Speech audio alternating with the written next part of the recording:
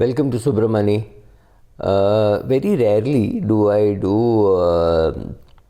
videos on debt repayment, because normally I do think that people, when they come to my channel, they come for equity investing or financial planning, very rarely for debt planning.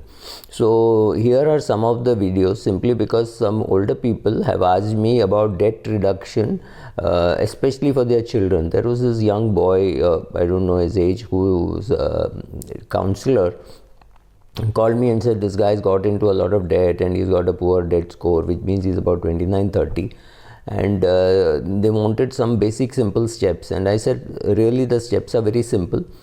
First is make a list of the debt that you have. Get an emergency fund started. That emergency fund is going to act as a cushion in case something goes wrong. So maybe 20,000 rupees, 30,000 rupees, depending on how much you think you need as an emergency fund. Create that. Now make a budget, because it's very important for you to know how you are going to repay, what you're going to repay. So having a budget is always useful, even for your day-to-day expenses and investments. But in case of repayment of loan, it is absolutely sacrosanct that you cannot make mistakes.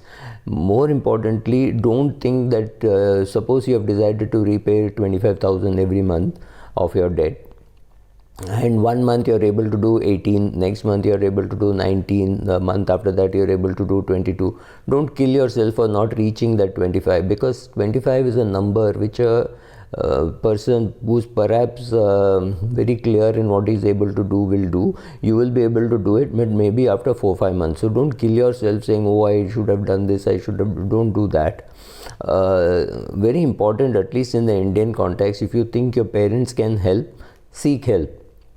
No harm in asking a parent for help, provided it is genuine. It should not happen that you go and ask them for help, and after some times you find that you're again asking them for help. Dad, I want 6,000 to repay the debt, and after some time it is 25,000 to repay the debt, and then after some time it is 3 lakhs to repay the debt. It should not be a go-to every time when you have a problem, but it should be a case where you genuinely feel that your parents can help, they have the money, they have the willingness to help, the ability to help, and you need help, right? In this combination, you can go and ask for their help.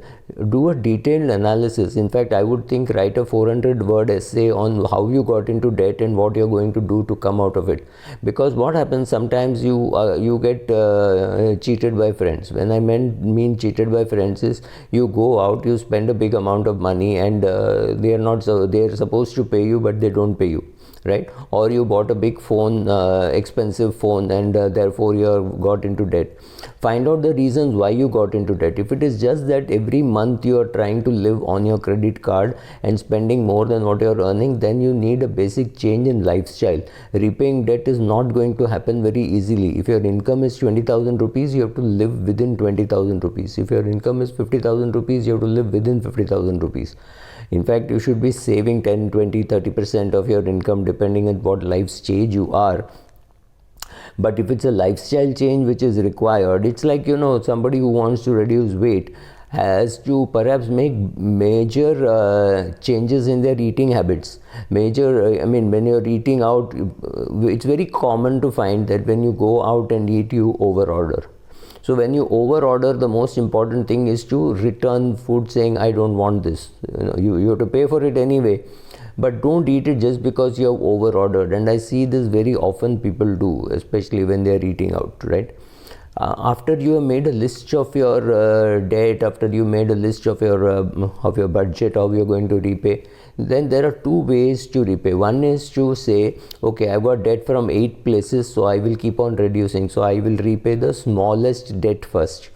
This is very common, but I've also seen people saying, oh, I repaid the biggest debt in portion to reduce that amount. So typically, a person has some travel loan, he has a credit card loan, then he has some kind of car loan or a two-wheeler loan, some vehicle loan, then there is a home loan, right? So some educational loan, so about 5 loans.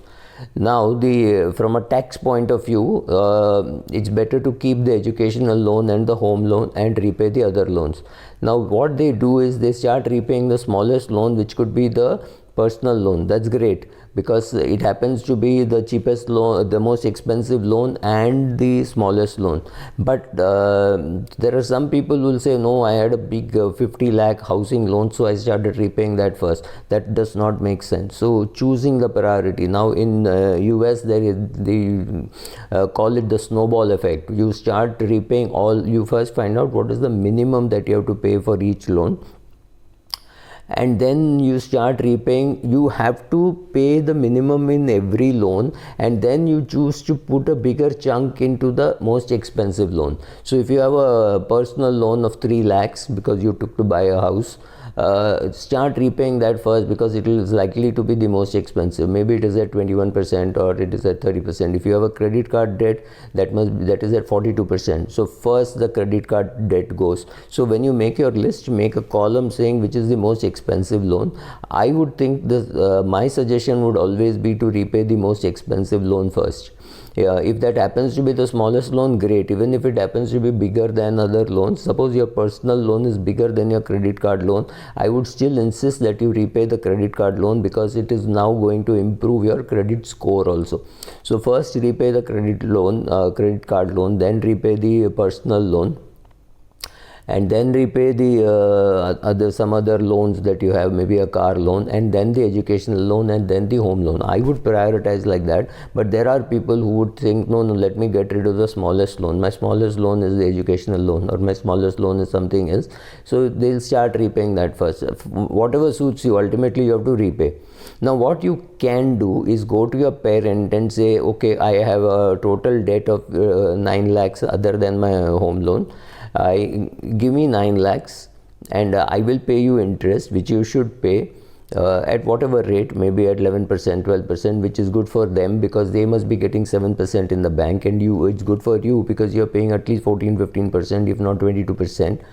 So create an EMI and make sure you pay them also, but use the 9 lakhs first to repay all the loans, so you're saving a lot on interest. But make sure that you pay the EMI to your parents on a regular basis. That's very important. Don't get into some crappy loan consolidation companies. They may do something like that, but they may make a mess of your CIBIL score. Keep track of your CIBIL score, because your CIBIL score must have taken a toss with all these loans and not paying on the due date. So therefore having more interest, so your credit score is already gone for a toss. By repaying this 9 lakhs in one shot, you are going to improve your loan, your CIBIL rating very well. The advantage in doing something like this, your credit card is again available for you to use. The disadvantages, the credit card is available to use, and if you have had lifestyle problems, if you have had spending problems, you are likely to fall back into bad habits. So the best thing I would think is you take a loan from your parents, take a 9 lakh loan, repay all the loans, and you may not be able to get a new credit card, but use your credit card very, very carefully. Keep your credit card with your parents, leave it with your parents, don't use it, or cut it up and buy a new one, whatever, but make sure you don't use your credit card again, because then you will get back into the same habits. So along the way you will find some help. Somebody might be able to help you. Your parents might be able to tell you, okay, we will waive off a little. Or in case I know of, I've done a video of that, of a grandfather saying, every rupee that you repay, I will also contribute. So he had a 60,000 or 70,000 rupee credit card loan, which the grandfather said, okay, you pay 1 rupee, I will also pay 1 rupee. That was a scheme which I had given to them, and so they did a damn good job. So you can get your parents to say, okay, I've got a 9 lakh rupee loan, I will repay 4.5 lakhs, you repay 4.5 lakhs, help me do that, and that I will treat as a loan. Or any of those things. Take help along the way. Don't try fighting the battle yourself, because then you might fail. Also, don't push yourself to saying that you can comfortably repay 20,000 rupees a month. Don't push yourself to 30,000, because that might break. right? So start with 20, then go to 22, then go to 23, then go to 25, rather than saying I will wait till I can do 30,000. No, it's accumulating, right? So repay the most expensive loan first. Take help from your parents, from your spouse, from your in-laws, whoever it is. Then make sure that you repay. You might miss out in one particular month that you are unable to repay. Don't worry about that. In 1 month you may be able to pay less. Don't worry about that.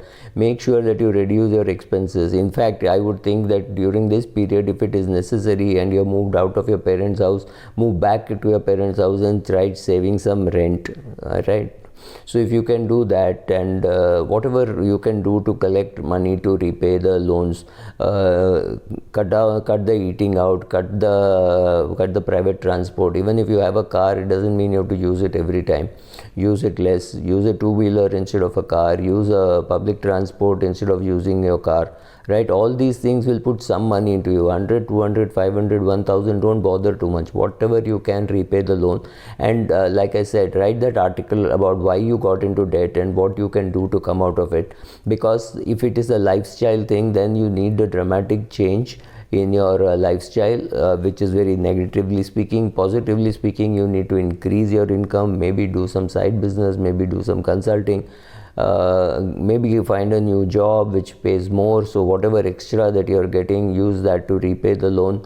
If it is possible to consolidate the loan, for example, if you have a home loan, shift it to State Bank of India. They have, or I think today many banks have that scheme of allowing you a overdraft facility.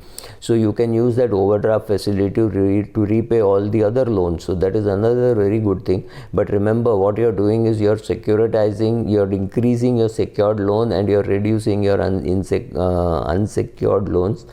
So it is technically speaking not very sensible. But if you're talking of a 1 crore housing loan or a 50 lakh housing loan and a 9 lakh other loan, doesn't really matter too much.